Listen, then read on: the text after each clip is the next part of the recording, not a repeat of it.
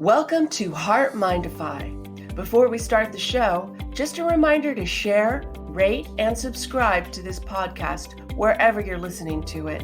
And please give us a 5-star rating. It helps us beat the big tech algorithms.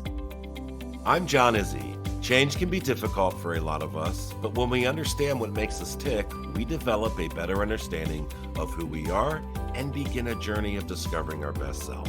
Join me for a free session at johnizzy.com. And I'm Kim Cordy, creator of the Emotion Chef Framework, an emotion management tool. Thoughts drive emotions, and emotions drive thoughts, but it's our emotions that drive our decisions and behaviors. Find out more at kimcordy.com. Sit back, relax, and enjoy the show.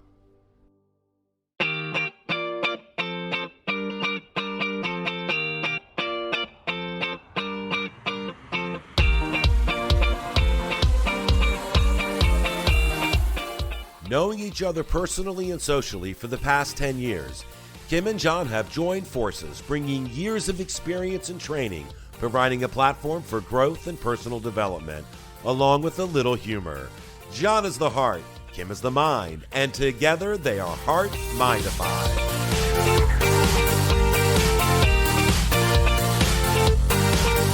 Hello, Kim. I am under 12 inches of snow. How are you in California? We are just fine. We had some rain last night. Thank you. And we needed it. And I know your snow, our rain, but I heard this was the most snow that hit your area than happened for like in a whole year last year. Oh, yeah. I think we had I think it was like 8 inches all year last year. And this year, the first snowstorm, boom, 12 inches. And then I would say we got about 10 inches of snow on the ground and then about 2 inches of ice and then another 3 inches before I went to bed last night. So that's a pretty significant storm. Yeah, and that was our area. I mean, I think Buffalo got 40 inches or something. It was a crazy amount. Yeah. Anyway, they can take it all away. I hate it. Buffalo always gets a lot of snow. Right? They just do. Crazy. So I have a question for you. I hope I have an answer. What's the deal with mean people? Right? I know. Do you experience people that are brash or rude or condescending or just downright hurtful? Actually, I did today. Get out. Really? No. Yeah.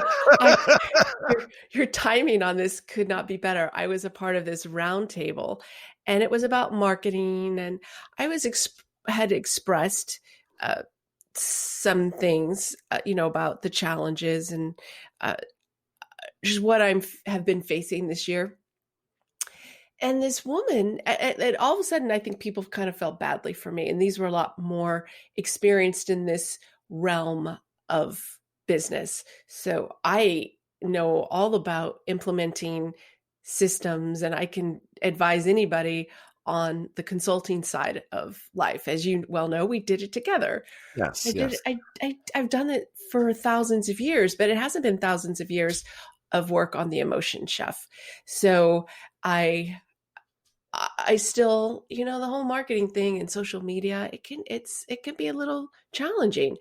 And also this whole economic environment. Well, this woman made a comment to me. I'm not going to say it. It was just really hurtful.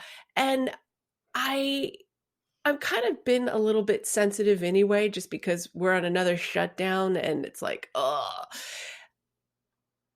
I started crying afterwards. And I mean, it wasn't like just one thing that she said. There was a few things that she said. And it just kind of struck me as like a knife coming in at me. And now I realize I took it to heart and I was sensitive. So I reacted more strongly.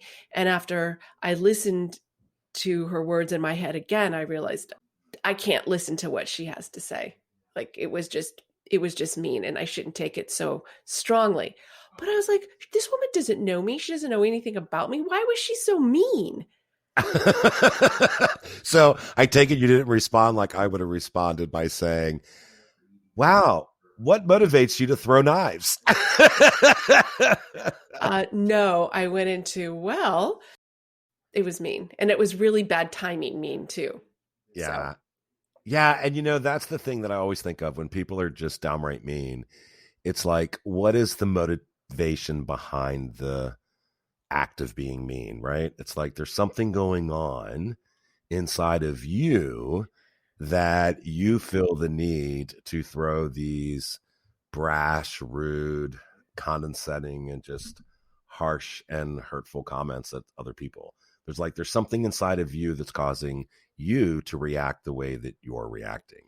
And I shouldn't have to be a reciprocate of that, you know? yeah, I I don't. I don't want it. I don't need it. And I pretty much connected with everybody on that meeting on LinkedIn except for her. I was like, yeah, no, don't want anything to do with her. So Yeah. yeah, it probably does. She could be probably in the same sensitive spot as I am, and yet she probably feels better about herself, right? Because she put me down. Right. She raised herself up by putting you down. Right. And I've talked about that before. And I talk about in my course, it's called a downward comparison. And that we feel better about ourselves when we're mean to others. And that doesn't make sense, but it does, right? It does make sense because I believe that we are all looking for acceptance and importance. And if we find that our jobs or our families or our life does not have that outward look of importance, then we'll do things and we'll behave in ways to force other people to see us as being important. And one of those ways, and an easy way to do it, is to be the class bully, right? It's to be the harsh person. When you do that, you push those people down, and other people around them are afraid then to stand up for them. So they just kind of follow you. And then you gain this group of people who are continually feeding your ego. So I believe that it does happen, and it happens a lot. And I believe people that do it know that they're doing it, because I think it's bullshit to say that you don't know. I didn't know I was being mean. I just think that's bullshit. They knew they were being mean. And that's the way that they carry themselves in the world. Well, I think sometimes they do and other times they don't. They know the feeling that they get from being mean, but they might not actually realize it because not everybody is mean to someone's face, right? No, Okay, in this you're right. You're right. article, I've used this article in speeches that I've given in my course. I loved this article. It's about why people are so mean by Dr. Neil Heflick. And he wrote a very simple article in Psychology Today, but it said a lot. And he talked about this social comparison theory.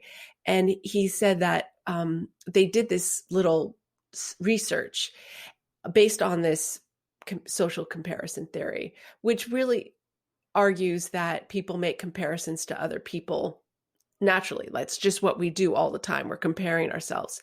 Mhm. They were doing some research, and in this one study, when people were told they were unattractive using fake feedback compared to being attractive, they rated others not only as less attractive, but also less intelligent and less kind. So being insulted, not only did it make them likely to demean others, but they one upped it. So you can't just say that person's unattractive. They also have to be stupid and mean, also. So you see how this snowball effect happens, right? It gets Mhm. bigger and bigger and bigger. And it all has to do with how we feel about ourselves. Oh, I definitely think that you're right on there. I think it is a representation of who we are internally. And I think that that being mean comes from a place of fear. I think it comes Yeah. from a place of hurt. I think it comes from a place of weakness, right? And all that is my own fear, my own hurt, my own weakness, right? It's not about your fear or your hurt or your weakness. It's about my own reflection. It's about me as an individual.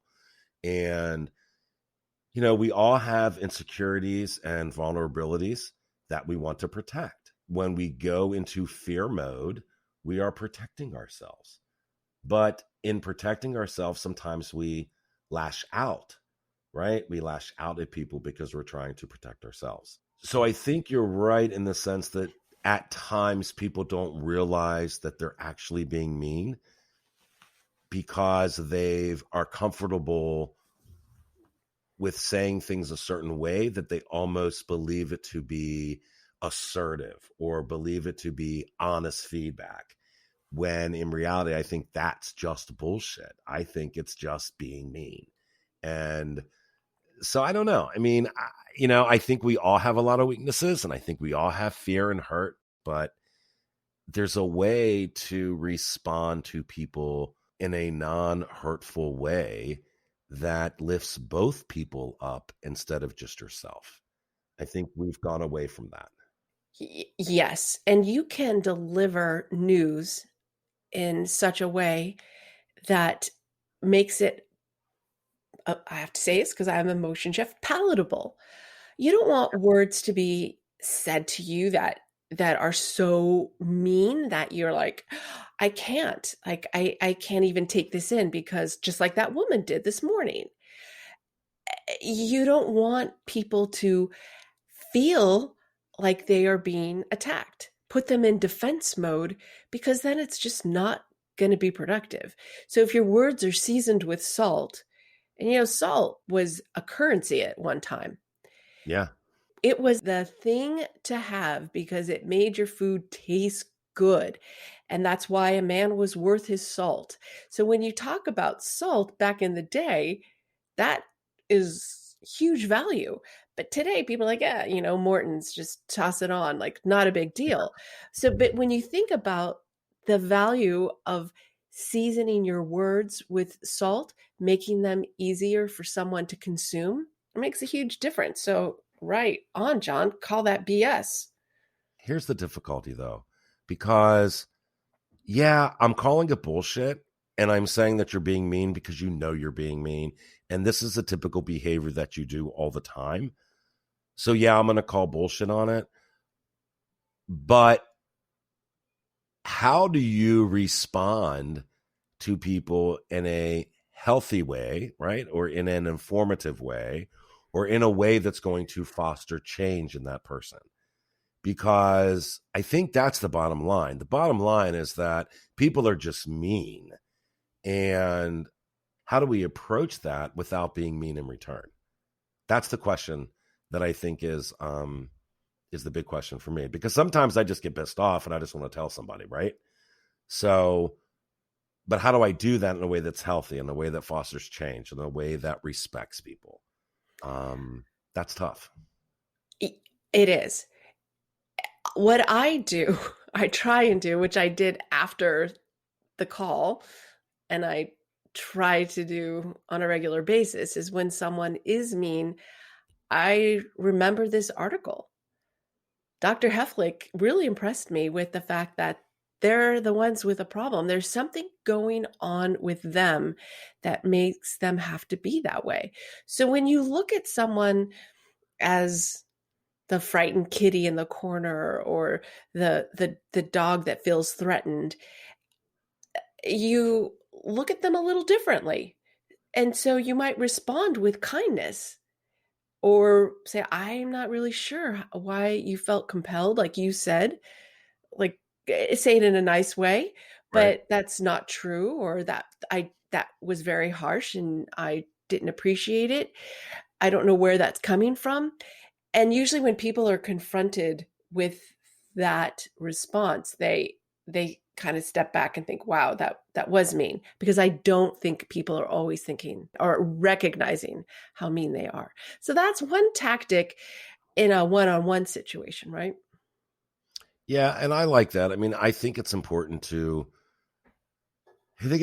call people out in a way that's not going to promote additional confrontation. But, if somebody thinks that they have a right to tell you what they think in a way that's going to foster anger, or in a way that's going to, or in a way that's in kindness, right? Because I think it goes back to people believe that they have a right to tell you what they think, whether it's nice or whether it's mean. It's like, I have a right to say whatever I want to say, and you can either accept it or not. I don't care. But so it's really hard to deal with people like that feel that they just have a right to say whatever they want. And no matter what you say, it's not going to change who they are. So to those types of people, I say, then, they're not worth your time. Just move on. Exactly. Exactly. Yeah. Disengage. Yeah. It's not worth your time, but it is worth your time to call them out on their cruelty, Yeah. I Yeah. think, in my humble opinion. Although I didn't do it today, I still think it is worth your time. I was caught off guard by her, I will be honest. Well, yeah, I bet you were. And, we are living in a period of time where words like sheep and, different words are used to describe a wide range of people that are not kind and are just downright mean. It's hard because a lot of people are being hit from a lot of different angles. If you have thin skin, stay off social media, because no matter what you say, somebody's going to have a comment that's going to be hurtful. And it's easy on social media because they're behind a keyboard, right? So you can't really talk to them. We just live in an environment right now that is just very heightened. I just choose not to engage certain people on certain topics because I know, how that conversation is going to go. So I just don't engage. It's just not worth it. Following up on your comment, John, about people, what was it? Fear? What were the three things you mentioned? Fear, Hurt hurt, and weakness. and weakness. Can you think of three better words to describe what people are feeling right now with COVID and the situation, both emotionally, financially, for some people physically, all of the turmoil has created a lot of fear, a Yep. lot of hurt, and tremendous weakness. Yeah. And we're seeing that play out by the divisiveness in groups, right? So Right. we're seeing a lot of camps that appear, but you see it all over the place, right? Because you are attracted to groups that are your in group. And then your in group feels better about themselves by attacking the out group. So what we do individually, we do in groups too. You're totally right about that too, because again, that goes back to lifting ourselves up and, pushing other people down. But I think what we have a problem with right now is a lack of leadership in a lot of areas of our government. And I'm not just talking about the president, right? I'm not just talking about a lack of leadership from Trump or a lack of leadership from President-elect Biden. I'm talking about a lack of leadership from the people that we have voted into the Congress, right? It's this, we have given them a task, we have given them a job to do, and they have failed us. And they have failed us in a lot of ways. Whether you're Republican or Democrat or independent, your representatives have failed you. And without that lack of leadership, there is no cohesiveness in thought. There's no cohesiveness in message. It's, let's be mean. Let's call everybody that doesn't agree with us sheep. Let's hurt people. Let's not give people the money that they need to survive tomorrow. Let's keep everybody dependent on us, and let's not do our job. And when you look at it that way, it sucks. And I think that lack of leadership is really hurting a lot of people right now. And it's causing uncertainty of the future. It's probably has levels of fear, levels of hurt, levels of weakness, but there's a lot of uncertainty out there. And uncertainty takes all three of those words and feelings and runs with it because we are uncertain. Agreed. I'm going to kind of disagree with you, John, which normally I don't do. No, They that's are fine. Go ahead. they are leading us in division. They're leading us in a lack of empathy or compassion. They're leading us into uh, a more fractured type of relationship building. What you see amongst these people is leading in a negative way. So they're Fair enough. leading for sure. Fair enough. I But agree with you there. but I'm not going to blame them for my meanness. No, This is where we have to say this is how an example of how things should not be done. And what are we doing in our lives? Like, how can we recognize our meanness? What can we do to feel better about ourselves? How do we overcome fear?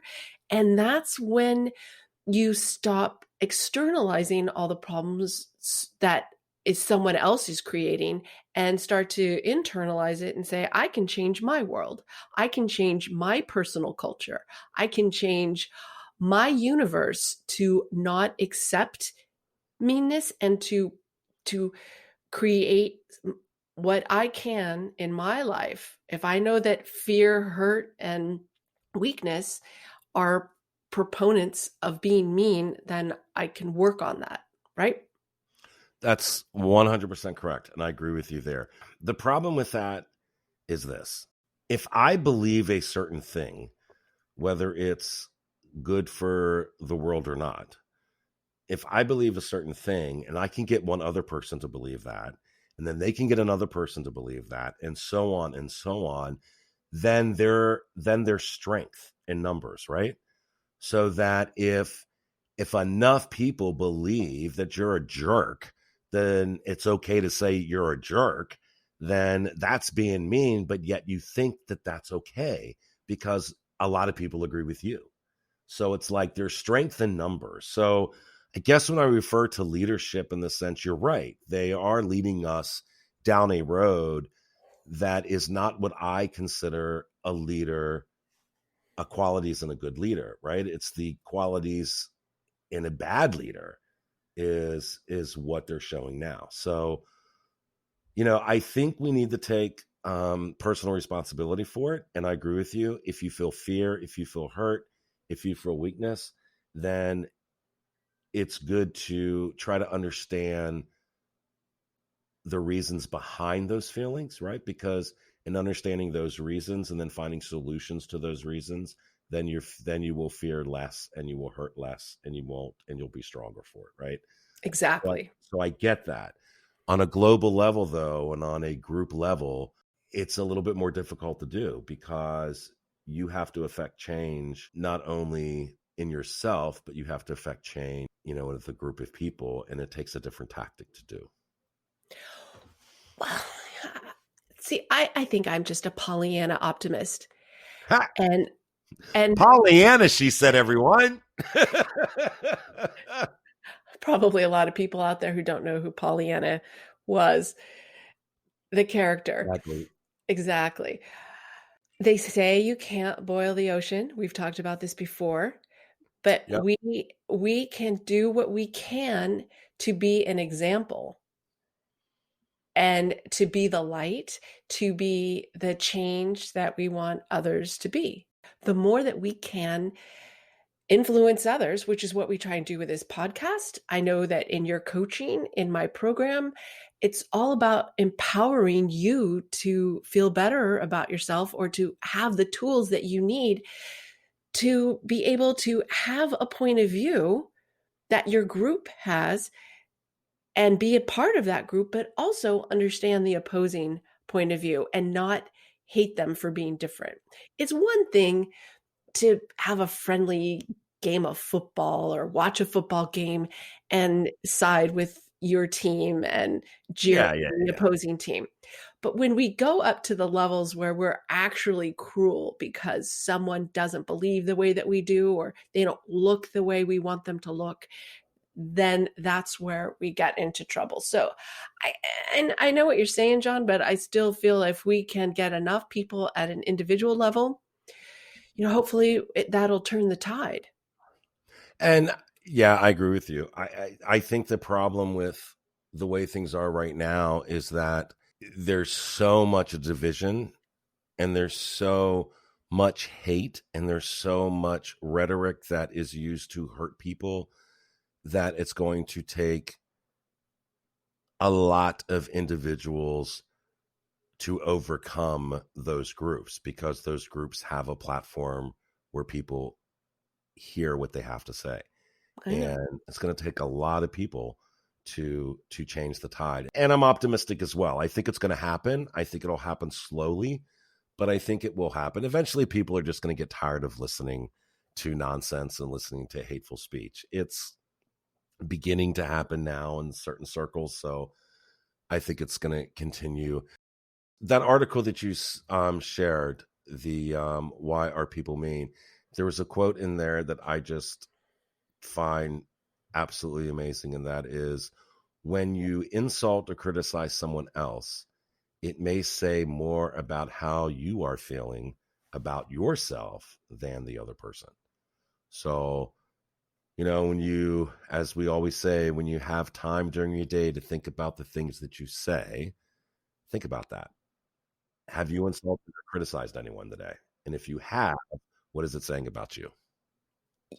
And the very last line is insecurity over ourselves drives much of the cruelty in the world.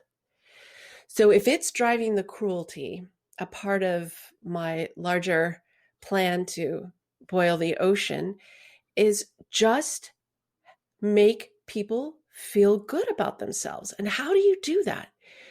When you see someone that looks a little low or might be awkward, someone who is different from you that you would normally not say a nice thing to, find something nice about them.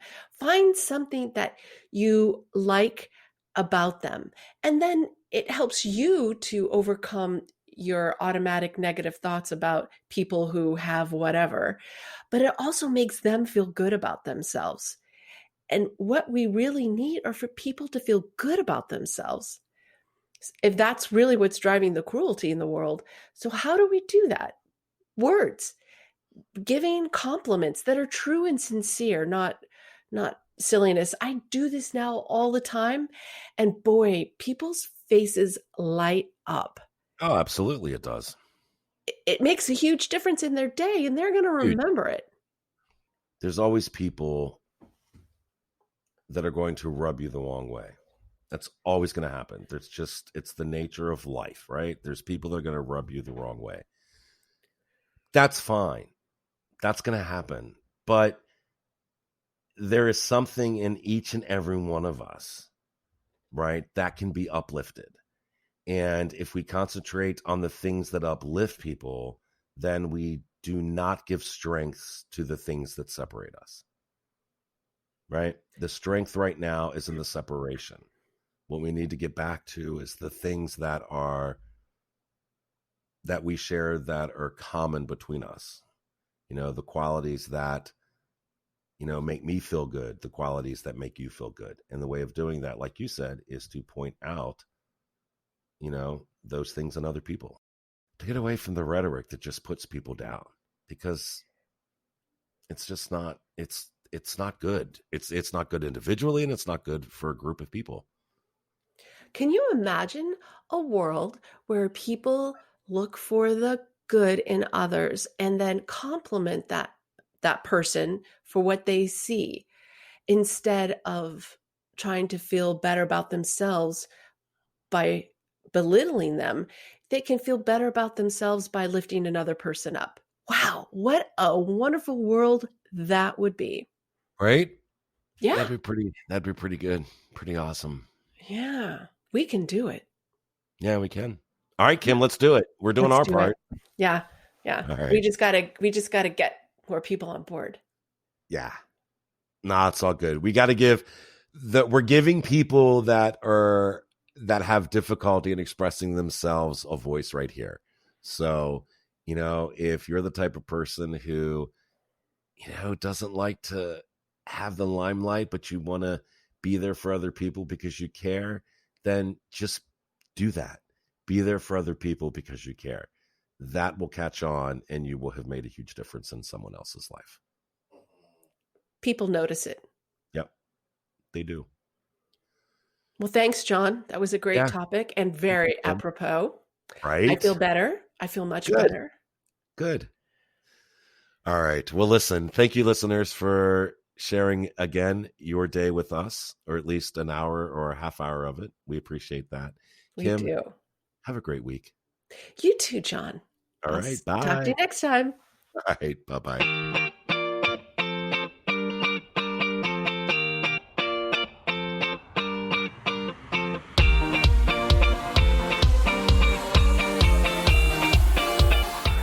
New shows are available every Saturday right here on heartmindify.podbean.com or wherever you listen.